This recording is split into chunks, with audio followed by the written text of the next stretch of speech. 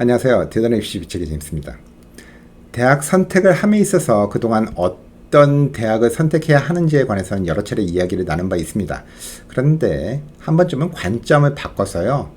어떤 대학은 희망 지원 대학 리스트에 포함시키지 말아야 할지에 대해서는 이야기를 나누어 본 적이 없는 듯 합니다. 가고 싶은 대학만 알면 되지 굳이 대학 지원 시에 피해야 되는 대학을 알아야 할 필요가 뭐가 있느냐고 생각하시는 분들도 계시겠지만요. 사실 지원할 때 피해야 되는 대학들은요, 모든 학생들에게 공통적이 아닌 학생의 사는 지역이나 지원자의 장점 또는 소득 수준 등 처한 처지와 상황에 따라 다르기 때문에요. 내가 가기 싫거나 갈 생각도 안 해본 대학들이 아니라 내가 원하고 가고 싶다라고 생각한 대학들 중에서도 대학 지원을 하지 말아야 하는 대학이 있을 수가 있습니다. 따라서 오늘은요, 이러한 각자의 상황에서 피해야 되는 대학들의 특징에 대해서 간단히 알아보는 시간을 갖도록 하겠습니다. 학비가 얼마가 들던 상관이 없는 부유한 집안의 학생들의 경우야 상관이 없겠지만요, 학비의 어느 정도 이상은 민감한 대부분의 학생들의 경우에는 중하위권의 이름 모를 대학에 다니기 위해서 수십만 불의 빚을 지고 학비를 부담하는 것은 결코 바람직하다라고 볼 수는 없을 것입니다. 비싼 학교에 다니는 것을 피해야 된다는 이야기가 아닙니다. 아무리 학비가 8만 불을 넘는 학교라 할지라도 ROI, 즉 투자한 학비에 비해서 나중에 돌아오는 이익이 크다라고 하면은 그것은 좋은 결정이고요. 반드시 해야만 하는 투자일 수가 있습니다.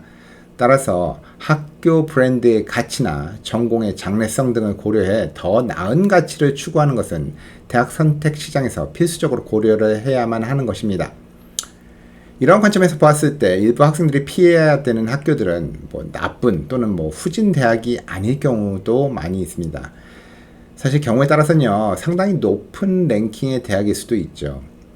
우리가 아는 일부의 대학들은요, 일반적으로 학생들이 별로 관심을 안 가지는 대학들과 비교해 보았을 때도 그런 대학들보다도 가격 대비 그만한 가치가 없는 대학들도 있습니다.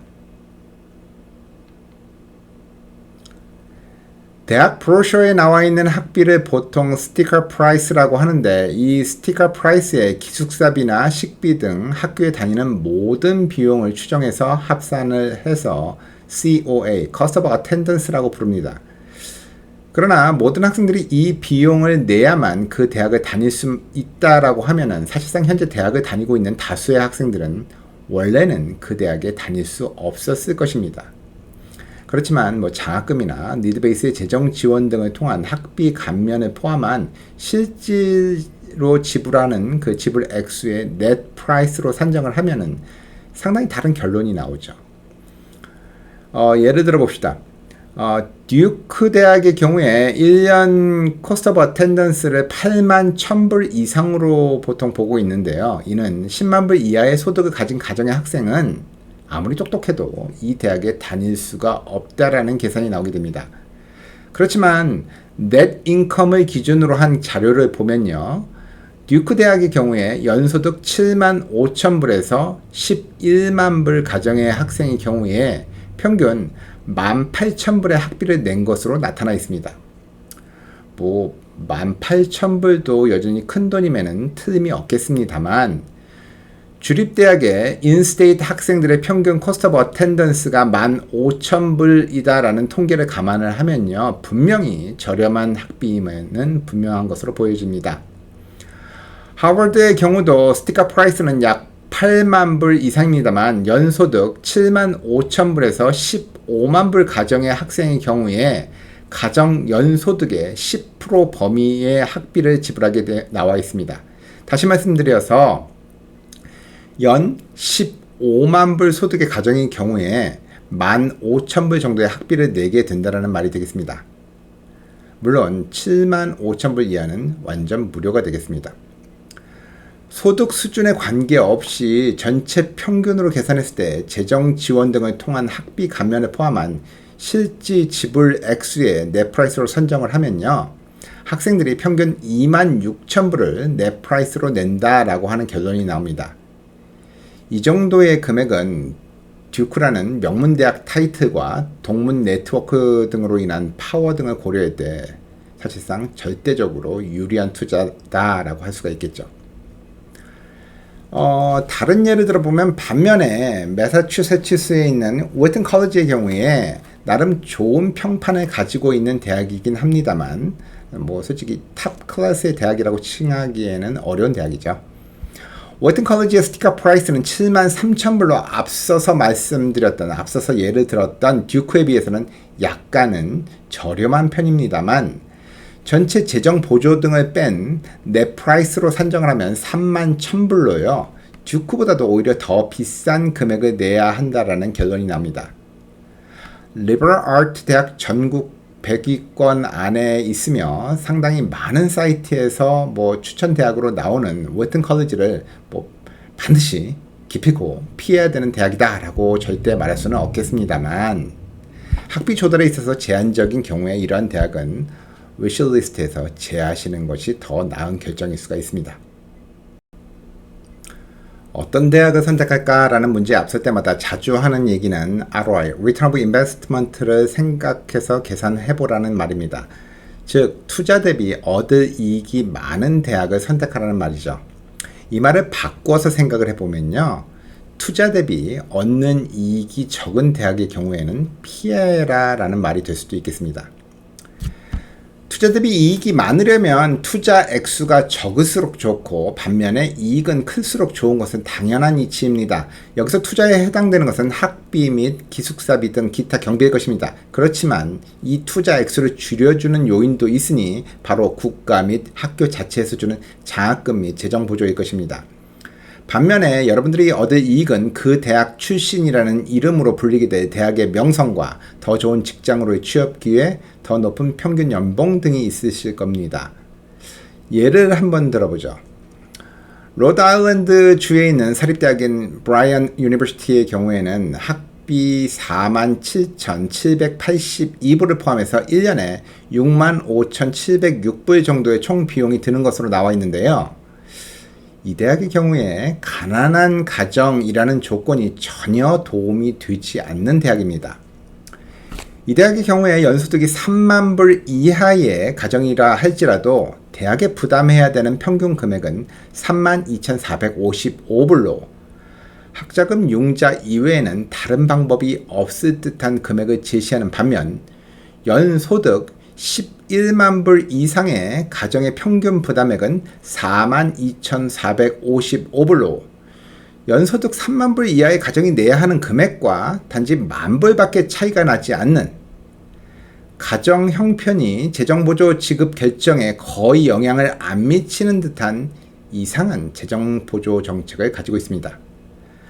앞서 IB 대학들의 재정보조 정책을 말씀드린 적도 있지만 대부분의 IB 대학들은요 연소득 65,000불 이하, 하버드는 75,000불 이하의 가정 자녀들에게는 학비 및 모든 경비 일체를 무료로 지원하고 있으며 사실 3만 불 이하의 경우에는요 주립대학들도 뭐 학비가 무료인 경우가 대부분입니다.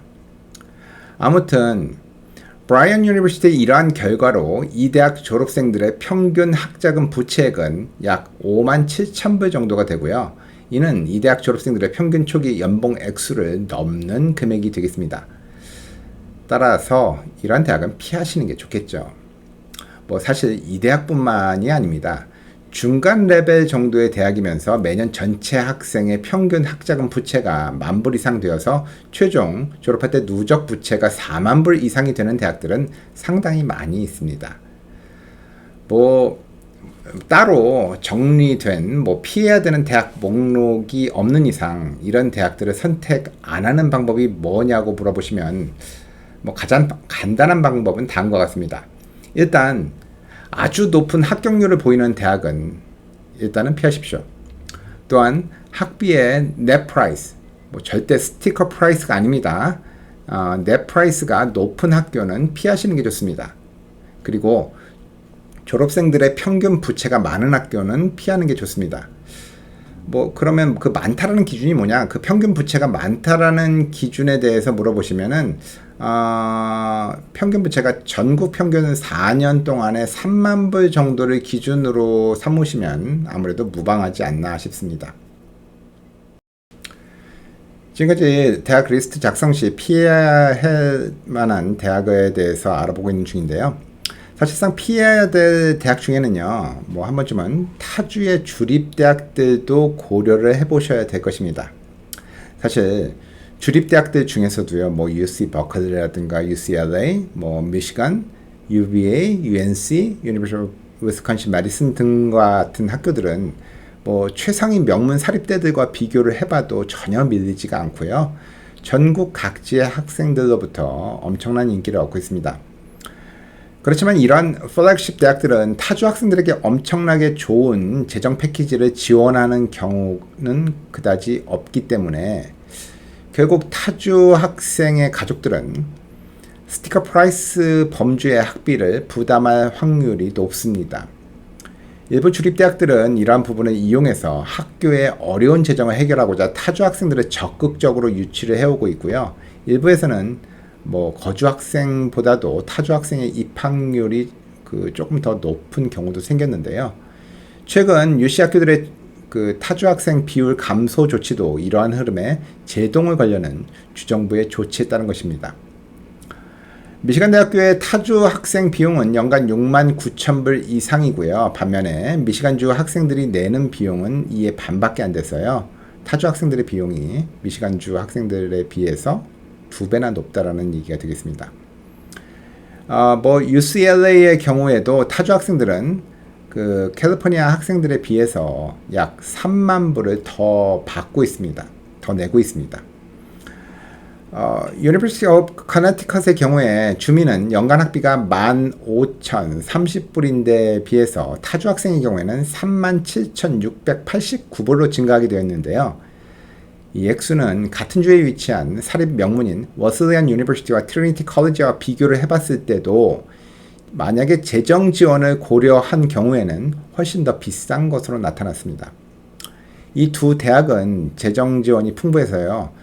사실상 뭐 높은 스티커 프라이스에도 불구하고 만약에 연간 소득이 11만 불 미만 가정의 학생들에게 부과가 되는 평균 금액은 연간 2만 3천 불 미만으로 알려져 있습니다.